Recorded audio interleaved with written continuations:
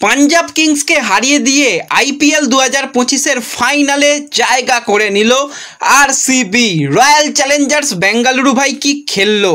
আর একটা তো মাত্র একটা ম্যাচ জিতলেই এত বছর যে ট্রফিহীন আরসিবি, সেই আরসিবির ঘরে কিন্তু ট্রফি আসবে। যেই রকমভাবে তারা এই বছরে অ্যাওয়ে ম্যাচগুলো জিতেছে ভাই, ব্রিলিয়ান্ট ম্যাচ গেছে।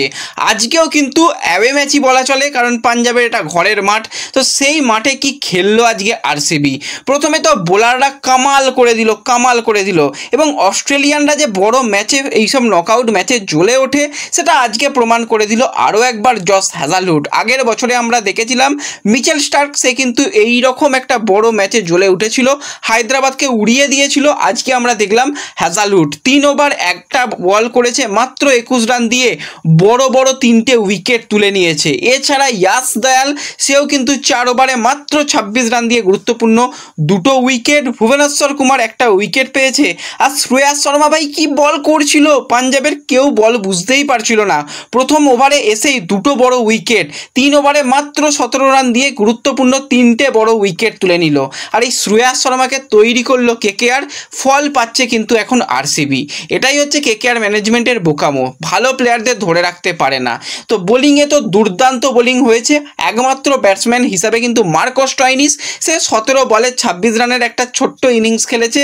তারপর কিন্তু বেশিরভাগ প্লেয়ারই রান করতে পারেনি। সেখানে প্রিয়াঙ্ক সারিয়া তাড়াতাড়ি আউট হয়ে যায়, পেপ সিমরন সে 18 রান করে আউট হয়ে যায়, জাস ইংলিশ সেও কিন্তু মাত্র 4 রান করে আউট হয়ে যায়। শ্রেয়াস ভাবলাম দাঁড়িয়ে খেলবে, কিন্তু শ্রেয়াসও কিছু করতে পারে না, ক্যাচ তুলে দেয়। সেখানে জিতেশ শর্মা ভালো ক্যাচ নিয়ে নেয় এবং শেষের দিকে কিন্তু এসে অমরজাই একটু ব্যাটিং করেছে। সেখানে 12 বলে মাত্র 18 রান, কিচ্ছু করার ছিল না। মাত্র এই 101 রান কিন্তু ডিফেন্ড করা অসম্ভব ব্যাপার। আর যেখানে আরসিবির কাছে এরকম ব্যাটসম্যানরা রয়েছে, ওপেনাররা দারুণ একটা স্টার্ট দিয়েছিল। সেখানে কিন্তু বিরাট কোহলি একটু স্ট্রাগল করছিল, মাত্র 12 বলে 12 রান করে আউট হয়ে যায়। কিন্তু ফিল সল্ট ভাই কি ব্যাটিংটাই আজকে ফিল সল্ট করলো, একা দলকে একদম ফাইনালে নিয়ে যাওয়ার অন্যতম কারিগর ফিল সল্ট। আজকেও ব্রিলিয়ান্ট ইনিংস। মায়াঙ্ক আগরওয়াল 13 বলে 19 রানের একটা ছোট্ট ইনিংস খেলেছে, কোনো ব্যাপার নয়। তো সেক্ষেত্রে আজকে তো পুরো ব্যাপারটাই ফিল সল্ট দেখিয়ে দিল যে তাকে কলকাতা ছেড়ে দিয়েছে।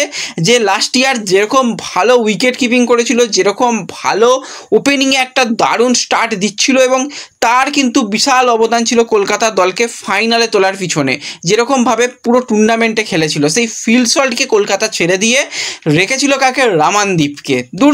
দুর্দান্ত প্ল্যানিং। এই প্ল্যানিংয়ের জন্যই কিন্তু এই বছরে কলকাতা পয়েন্ট টেবিলের 8 নম্বর পজিশানে শেষ করেছে।